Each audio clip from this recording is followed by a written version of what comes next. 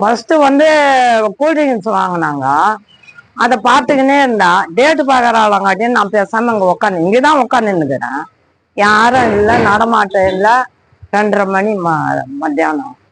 சரி, அப்புறமா என்ன பண்ணா 100 ரூபாயை கொடுத்தா. அம்மா 20 ரூபாய் போவோம், 80 ரூபாய் இல்லைன்னு சொன்னேன். வச்சுட்டு போயிட்டா. போய் 15 நிமிஷம் பொறுத்து வரா.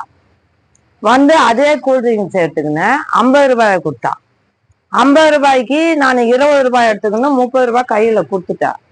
அந்த துட்டை வாங்கிக்கின்னு அந்த இது கூல்ட்ரிங்க்ஸ் இது மேல வச்சுட்டா. வச்சுட்டு அங்க போனா. அங்க போய் அந்த பயிரை எடுத்தா. நான் என்ன பண்ணேன், இப்படி எடுத்துக்கினே இருந்தேன். என்ன பயிருமா வேணும்னு கிட்ட போனேன். கிட்ட போனா எனக்கு மூக்கடலை வெள்ளைக்கடலை வேணும்னா. நான் குஞ்சி பார்த்துட்டு மூக்கடலை வெள்ளை இல்லமான்னு நிமிந்தம் பாரு. புடிச்சு புடிங்கிட்டான். இல்லைன்னு சொல்லிட்டு நிமிந்த உடனே அப்படியே பிடிச்சி அந்த கழுத்துல கையை வச்சு இப்படி பிடிச்சி புடுங்குறா. ஓடியாங்க ஓடியாங்க நகை அறகுறான்னு கத்திக்கினா இருந்தா யாரும் போறாங்க வராங்க, ஒருத்தரும் உள்ள வரல. அப்புறம் என்ன பண்ணா, கெட்டிமா நான் ஒரு நகையை பிடிச்சிட்டேன். பிடிச்சி அறுத்துட்டான். அறுத்தது பாரு, கையில அடி எடுத்துன்னு ஓடுறா. ஓடின பின்னாலே ஓடினேன் நானு. பாதி நகை அறுத்த இங்கே விழுந்துச்சு, பாதி நகை அவ கையில மாட்டிக்கிச்சு. ஓடுறாளன்னு சொல்லிட்டு கத்தினா ஓடின பாரு.